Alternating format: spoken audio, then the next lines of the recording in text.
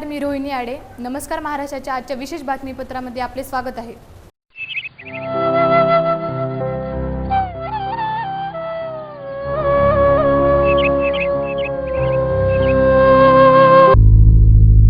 प्राचीन काळी बिलोली हे गाव दक्कनचा एक सुबा होता. त्यावेळी हिंदुस्थानच्या तख्तावर शहाजनचे राज्य होते. शहाजन हा कलाप्रेमी बादशाह होता. सैनिक छावणी असलेल्या या गावात नवाब सरफराज खान नावाचे शहनशाहचे सरसेनापती होते. एकदा शहाजनांना स्वप्नामध्ये अल्लाहने दृष्टांत दिला की बिलोली येथे भव्य इबादतगाह म्हणजे मस्जिदचे निर्माण कर. तुर्की हिंदुस्थानी शैलीत बनवलेली ही प्राचीन मस्जिद आजही आपल्या कला वैभवाची साक्ष देते. अत्यंत कलात्मकरित्या दगडात कोरून सुंदर नकाशी तयार करण्यात आली आहे. दगडांच्या साखळ्या आणि दगडाचीच घुंगरं, हवेचा झुळूक आला की घुंगरं वाजतात. थक्क करणारी ही बेजोड शिल्पकला आहे. कारागिरांनी आपलं अद्भुत कौशल्य पणाला लावून ही सुंदर मस्जिद निर्माण केली. दिल्लीच्या तख्तावर बसलेला शहनशाह शहाजहान तो कलाप्रेमी होता. दक्षिण भारतामध्ये त्याच्या साम्राज्यामध्ये एक सेनापती होऊन गेले ज्यांचं नाव होतं सरफराज खान. फार पूर्वी साधारणतः 380 पूर्वी इथे दक्षिणेतल्या सैनिकाची इथे छावणी होती. त्याच्यानंतर मस्जिद कलाचं निर्माण झालं. आपण इथे बघू शकता की ही त्यांची समाधी आहे. ते असे वीर योद्धा होते आणि वेगवेगळ्या रणयुद्धामध्ये त्यांनी आपली कामगिरी आणि शौर्य शहाजहानांना त्यांनी दाखवलं होतं. आणि नंतर मस्जिद कला या दगडी काळ्या पाषाणात बनवलेल्या सुंदर मस्जिदीला त्यांनी बनवलेलं आहे. अतिशय सुबक अशी कलाकृती मी आपल्याला घेऊन जाणार आहे. त्या मस्जिदमध्ये कशा प्रकारे कारागिरांनी दिवसरात्र अतिशय कलात्मकरित्या दगडांना घडून कशा प्रकारे या मस्जिदीचं निर्माण केलं आहे. आज मी आपल्याला ऐतिहासिक अशा बिलोलीच्या प्राचीन मस्जिदीमध्ये येतो. अतिशय सुंदररित्या बनवलेली ही मस्जिद काळ्या दगडांमधून बनवलेली आहे आणि याची बघणारी जी कलात्मकता आहे त्याला बघूनच दर्शक थक्क होतात. एवढी सुंदरसं या मस्जिदीचं निर्माण झालेलं आहे. आपणास दाखवतो की मस्जिदीमध्ये कशा प्रकारे कारागिरांनी आपलं सुंदरता दगडांना कोरून कशा प्रकारे या सुंदर अशा मस्जिदीचं निर्माण केलेलं अत्यंत ऐतिहासिक आणि प्राचीन अशी ही मस्जिद आहे. आपल्याला सर्वांना मी दाखवत आहे ते.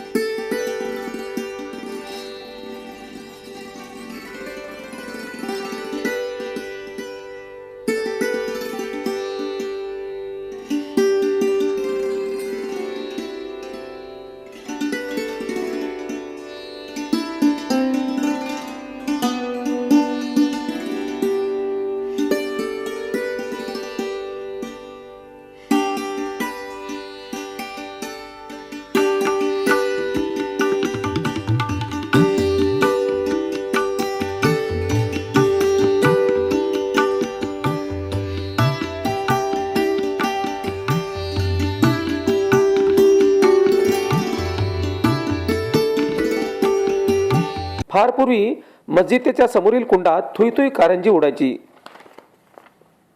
त्या काळी या मस्जिदीच्या शेजारीच एक भव्य तलाव निर्माण करण्यात आला होता. ही समाधी आहे ही सुंदर वास्तू तयार करणाऱ्या नवाब सरफराज खानची. अत्यंत रणांगणात शौर्य दाखवणारे नवाब सरफराज खान हे कलाप्रेमी होते.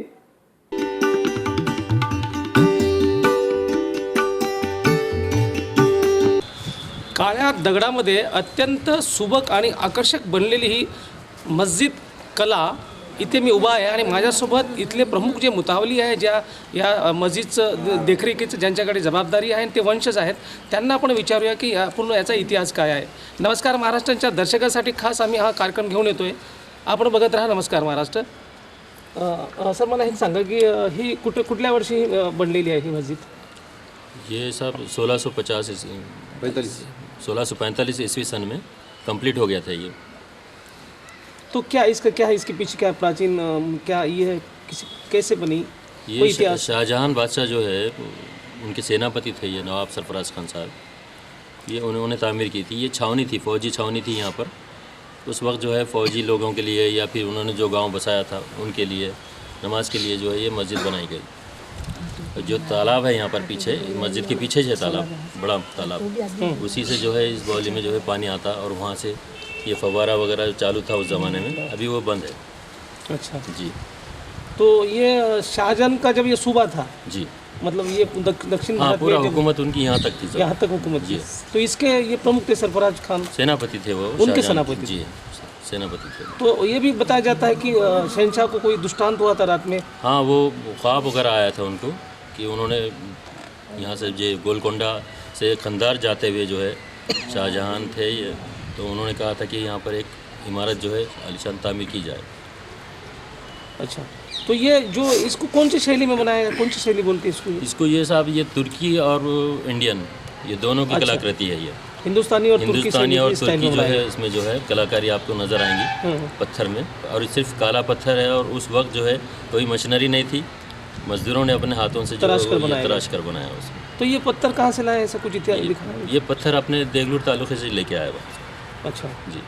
तो ऐसी भी कई मस्जिद है ऐसी बनाई गई दूसरी और इस इलाके में आसपास? इस इलाके में आसपास यहाँ हैदराबाद में जामा मस्जिद है और जालना में एक मस्जिद है छोटी। उस दरमियान बनाई, उसी दरमियान बनाई से? वो पता नहीं किस दरमियान बनाई। ये बताइए कि कई जंजीरें होने की भी बात कई किताबों जंजीर है ना साहब मीनार पे, पत्थरों की जंजीर जी है, हाँ, पत्थर की जंजीर तो है। वो बजती थी पहले कभी? नहीं, अभी भी बजती ना, अभी भी बजती जी है? हाँ। जब हवा तेज़ हो जाए तो उसकी आवाज़ आती है, जंजीर एक दूसरे से टकराती हो, फिर उसमें जो है घुंघरू की आवाज़ आती है। घुंघरू है उसमें। अच्छा जी। ओके. आपण एक सुंदर असा इतिहास या मस्जिदीला आहे.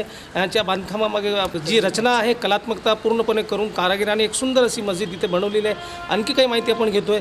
आमच्याकडे दुसरे आमचे एक मित्र आलेले आहेत. हे मला सांगा सर की आपण ही मस्जिद जे आहे तर आपल्याला हे आपल्या हातामध्ये काय आपण काय दाखवत आहे? सर मेरा नाम शौकत बेग महमूद बेग है. मैं ये इदारे का यकीनी मुतवल्ली हूँ. सर ये जो मस्जिद और दरगाह मस्जिद जो तामीर हुई 1645 में तामीर हुई सो है, जो कि सन है वो, और 1045 बोलते सो उसकी हिजरी मानी जाती. तो जब नवाब सरफराज खान साहब और शाहजहाँ की जब यहाँ से एक टोली निकली थी दक्कन की तरफ, तो उस पीरियड में यहाँ पे है कि नहीं पड़ाव डाला गया.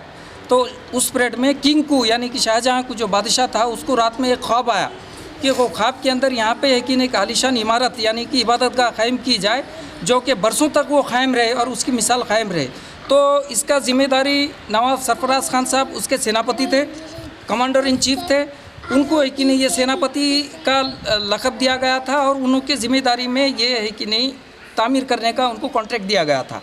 तो बहरहाल वहाँ से ये लोग चले गए, लेकिन नवाब सरफराज खान साहब यहाँ पर ही थे और 10 से 12 साल के अरसे के अंदर यानी पीरियड के अंदर इस मस्जिद को तामीर की गई, ऐसा है कि नहीं कहा जाता और हमारे पास उसका रिकॉर्ड्स है. तो ये आपके पास अभी ये क्या पेपर्स है? ये तो ये जो पेपर्स है शाहजहाँ ने नवाब सरफराज खान साहब को, आइए थे आप लड़के के लड़के को हाँ, नवाब सरफराज खान साहब को इधर कैमरे सामने देखिए. इधर बताओ ऐसा. ये जो पेपर है, ये नवाब सरफराज खान साहब को शाहजहाँ हुकूमत ने दी सो है.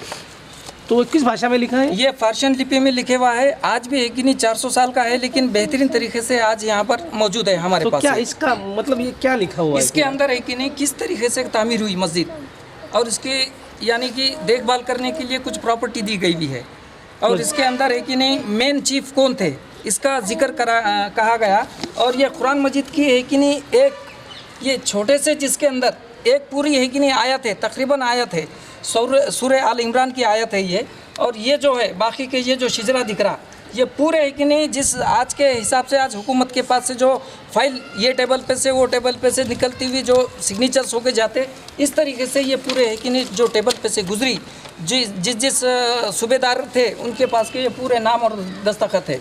और इसके पीछे है कि नहीं बेहतरीन तरीके से ये लिखा है फारसी लिपि में. ये पर्शियन भाषा में लिखा है? ये भी फारसी लिपि में है. फिर उसके बाद अब मैं आपको ऐसा डॉक्यूमेंट्स बताऊंगा जो कि ये जो डॉक्यूमेंट्स है ये नवाब सरफराज खान साहब को एक ही लड़का था, वो था उनको है कि नहीं ये दिए हुए है. कौन? नवाब सरफराज खान ने.